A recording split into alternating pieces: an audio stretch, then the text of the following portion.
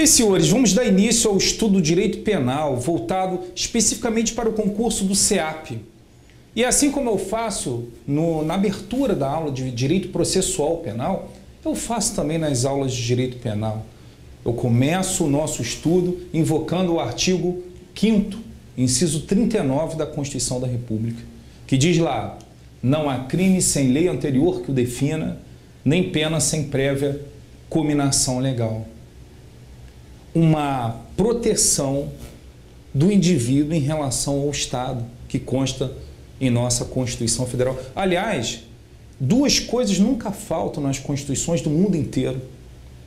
Uma parte dedicada a criar o Estado, organizar o Estado, dar natureza a esse Estado, as atribuições do Estado, e uma outra parte dedicada à proteção do indivíduo em relação a esse mesmo Estado que ele criou. O que nos parece bem curioso, né? O indivíduo cria o Estado, dá a ele uma força monstruosa, e o pior é que esse Estado não tem sentimento, não tem remorso, não tem alma, e tem o poder de tirar a nossa liberdade, o nosso patrimônio, num piscar de olhos. O indivíduo cria esse Estado, acha necessário isso aí. Aí morre de medo e se protege dele. Por isso que, por mais diferenças que possamos encontrar nas constituições do mundo inteiro, essas duas características serão sempre marcantes. Uma parte dedicada à construção do Estado e uma outra parte, o indivíduo se protegendo desse Estado que ele mesmo criou. Agora, se ele tem medo do Estado, por que ele cria? É a primeira coisa que passa na cabeça do aluno é isso, né? Por que ele criou esse Estado? Com esse poder todo, com esse poder de tirar o patrimônio, tirar a liberdade, reduzir a vida dele a nada. Por que ele cria? Porque o Estado é um mal necessário. O Estado tendo o monopólio da força, tendo esse poder todo, o Estado é capaz de resolver os conflitos que surgirem em sociedade. E isso nos dá tranquilidade, isso nos dá segurança. Porque eu fico sabendo que se eu entrar num conflito com um indivíduo muito mais forte fisicamente do que eu, muito mais forte economicamente do que eu, ele não vai impor os interesses dele sobre o meu. Não vai sempre prevalecer a vontade dele por ele ser mais forte do que eu. Estamos num conflito? Chamamos o Estado. Ele que vai resolver os conflitos. E se eu tiver razão, esse outro indivíduo muito mais forte do que eu vai ter que acatar a decisão do Estado. Então, é um mal necessário. Eu acho necessário, nós achamos isso necessário, porque assim se organiza a vida em sociedade. Mas há uma preocupação inevitável. Se esse Estado não tiver rédeas, se esse Estado não tiver controle, ele vai partir para devorar todo mundo. Então nós temos que colocar uma série de freios, uma série de controles sobre esse Estado. Na nossa Constituição, essas proteções todas do indivíduo em relação ao Estado que ele mesmo criou, elas se encontram no artigo 5º da Constituição. Várias proteções. E olha que o artigo 5º é pequenininho, né? Eu acho até engraçado o aluno que está estudando pela primeira vez direito, está tendo contato pela primeira vez, ele até estranha no início, que ele pensa: poxa, o professor de direito penal já está lá no artigo 100 e pouco, e o professor de direito constitucional não sabe daquele artigo 5º, não é possível. Está muito demorado esse estudo, como se o artigo 5º fosse um artigo assim, trivial, né? Fosse um artigo que nós estudássemos, assim, dessemos uma lidinha e pronto, fechou.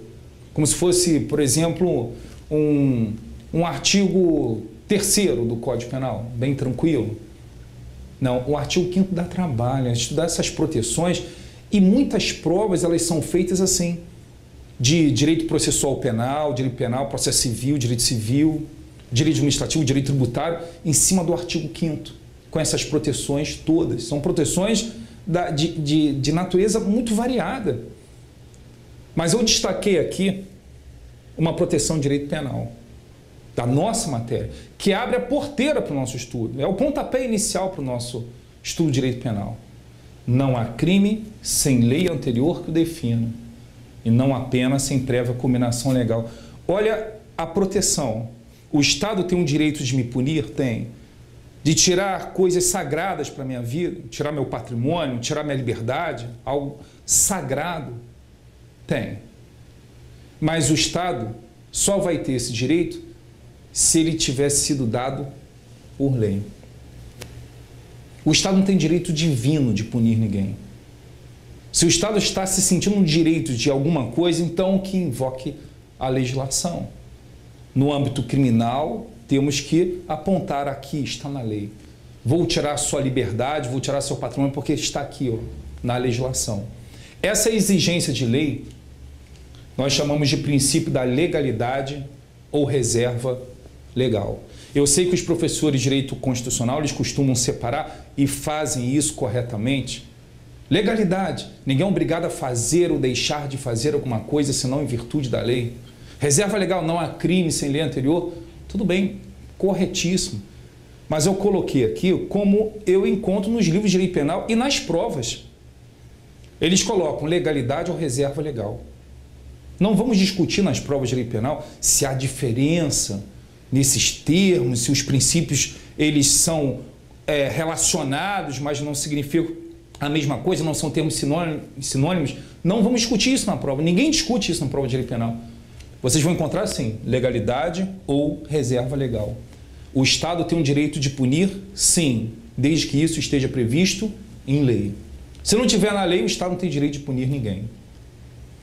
Como havia essa dependência, existe essa dependência da previsão legal, foi feito o Código Penal. Então vamos fazer a lei. O Estado só vai ter direito de punir se isso estiver previsto em lei. Então, mãos à obra. Vamos fazer a lei. Fizeram o Decreto-Lei 2848/40. Esse Decreto-Lei 2848/40 tem natureza de lei ordinária. É uma lei. Se fala Decreto-Lei, mas hoje devemos interpretar como lei ordinária. Natureza de lei ordinária. É a lei maior de natureza criminal. É a principal fonte do nosso estudo. Não que seja a única, porque tem gente que ainda insiste nesse negócio. Eu ouço muito em sala de aula, professor, mas não é letra da lei, né? Nossa prova vai ser letra da lei. SEAP, é a letra da lei. Não, não existe mais prova assim, letra da lei. De vez em quando eles abusam do direito de cobrar a legislação pura, mas somente em cima da legislação, não vou dizer que não existe, mas eu vou dizer assim, é muito raro. Nos dias de hoje, muito raro isso daí acontecer. As provas estão vindo cada vez mais fortes. Os concursos estão cada vez mais puxados. Por quê? Porque estão elitizando. Não existe mais isso do... esse concurso é um nível ralé, são pessoal com um nível cultural lá embaixo. Isso acabou, isso eu garanto. Isso daí acabou. Os concursos estão elitizados. Não é qualquer um que passe em concurso por mais baixo que seja o cargo. Então não vamos contar com essa ideia de que vai ser legislação pura, transcrição de artigo. Pode até representar a maior parte da prova, pode até acontecer isso, mas eu não vou contar com isso. Eu vou pensar que eles vão ser um pouquinho mais rigorosos, que eles vão puxar um pouco mais, tendo em vista a grande procura por esse concurso. Então, o Código Penal, a lei pura, é a principal fonte do meu estudo. Eu não vou começar a estudar direito penal, não vou começar a ver matéria nenhuma sem abrir a legislação. Esse negócio do pessoal não pegar a legislação é o fim. Na faculdade acontece muito. Na faculdade acontece muito aluno ter caderno, doutrina, comprar livro, discutir jurisprudência. Professor, você viu no Supremo? Agora, a legislação, ele não vê. Ele nem comprou o Código Penal. Ele não conhece. Turmas da magistratura, por exemplo, você está falando lá uma regrinha que consta no Código Penal. Você está narrando os artigos, está citando os artigos e o aluno está copiando. Você não copia isso, não. Isso está na lei. Abra a lei. Então, o Código Penal, essa lei, o Decreto-Lei 2848/40, vai ser a principal fonte do nosso estudo. Não todo o estudo, mas a principal fonte. Não vou discutir absolutamente nada sem antes ter visto na legislação. Porque ficar discutindo um assunto sem ter conhecimento da lei pura é o fim da picada, é inadmissível. Essa lei é a lei maior, a principal lei de natureza penal. Agora, existem outras leis que nós chamamos de leis especiais ou leis extravagantes que vão gravitar em torno do Código Penal. Porque o legislador, quando ele quer tratar de algum outro assunto que não tenha sido tratado no Código Penal, ou ele vai enxertar alguma coisa ao Código Penal, abrir um outro capítulo, vai colocar mais artigos, como nós encontramos vários assim, 168A, 216A, 319A, e o 319A, um artigo importantíssimo para a nossa prova, vamos ver por quê. São enxertos, são inclusões feitas muito depois de 1940, nosso código novinho, né? Na época de Getúlio Vargas, fizeram muito tempo depois. Ou ele faz isso, mexe no Código Penal para tratar de outros assuntos que na época não foram tratados, ou ele abre outras leis. Ele cria leis específicas para tratar de assuntos específicos, como, por exemplo, a Lei 8.072 de 90, a Lei dos Crimes Hediondos. Vamos pensar do Código Penal alguns crimes que seriam os piores crimes. A gente presume que seja isso, né? Porque a Lei dos Crimes Hediondos até hoje não explicou o que significa um crime hediondo, mas ela pensou alguns crimes para dar a eles tratamento especial. Porque a Constituição Federal falou dos crimes hediondos. Os crimes hediondos, tráfico, tortura e terrorismo, são insuscetíveis de anistia e graça. Então precisamos de uma lei que regulamente esse assunto. Quais são os crimes hediondos? Aí fizeram essa lei, 8.072 de 90. Fizeram também a 9.605 de 98, a lei dos crimes ambientais. No Código Penal não existe nenhum título, nenhum capítulo dos crimes contra o meio ambiente. Não, nós não temos. Mas não é por causa da ausência desse assunto no Código Penal que eu vou dizer, então não foi disciplinada a matéria. Não, temos uma lei especial, Lei 9.605 de 98. Temos também a 10.826 de 2003, o Estatuto de Armamento, todo mundo conhece, todo mundo fala, beça, a imprensa, toda hora se fala em porte ilegal de arma, tráfico internacional de arma. O legislador poderia ter acrescentado um capítulo, um Código Penal, falando dos crimes envolvendo armas de fogo, mas não, porque ele queria disciplinar muito mais do que crimes, ele queria disciplinar vários outros assuntos, inclusive de natureza distinta, de natureza processual, de natureza administrativa, porque essas leis aqui não têm apenas natureza, conteúdo penal. Nós encontramos em várias leis dessas, chamadas extravagantes, especiais, encontramos várias leis dessas de natureza mista. Quer dizer, tem um pouco de penal, tem um pouco de processo, tem um pouco de direito administrativo, tem um pouco de direito civil, processo civil, tem muito isso. A lei ambiental é repleta de artigos de natureza puramente administrativa. A lei de armas também tem muitos artigos de natureza puramente administrativa, não tem nada a ver com o penal. Mas só o fato de ter um artigo relacionado ao direito penal, chamamos de lei penal especial. Temos também a 11.343 de 2006, que é a lei de drogas. A lei 11.343 também não só disciplina algo de natureza penal, como processual penal e administrativo. Temos a 12.850, a lei de organização criminosa, que o governo tanto se orgulha de falar que está combatendo a corrupção. Vide aí a lei 12.850, que criou a colaboração premiada e tal. Toda hora se fala nisso na imprensa. Então são leis especiais, leis extravagantes.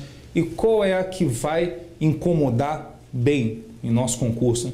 A lei 7.210 de 84. A lei de execução penal. Eles não querem só o estudo do Código Penal, não. Direito Penal, Código Penal, não. Eles querem também uma leizinha específica. Lei 7.210 de 84, conhecida como LEP, Lei de Execução Penal. O assunto da execução penal era, antes da LEP, tratado no Código de Processo Penal. Tínhamos um livro lá do processo de execução.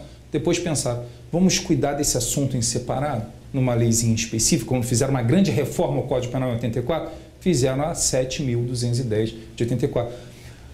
lei tão grande, tão complexa, que parece um mini Código Penal, ou quase um outro Código Penal, mais de 200 artigos na Lei de Execução Penal.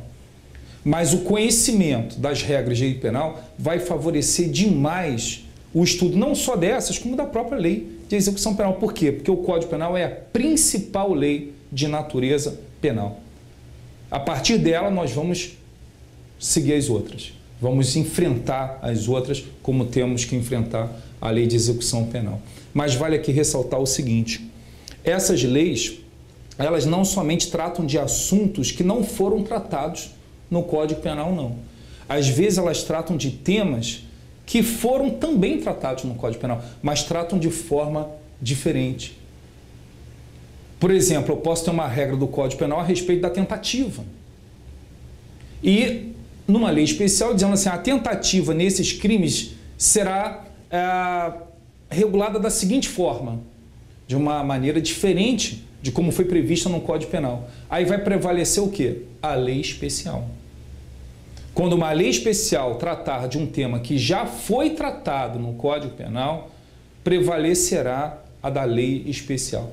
Mas aqueles assuntos não disciplinados pela lei especial, o Código Penal será aplicado subsidiariamente, ou seja, vai dar o suporte, assim como acontece na Lei de Execução Penal.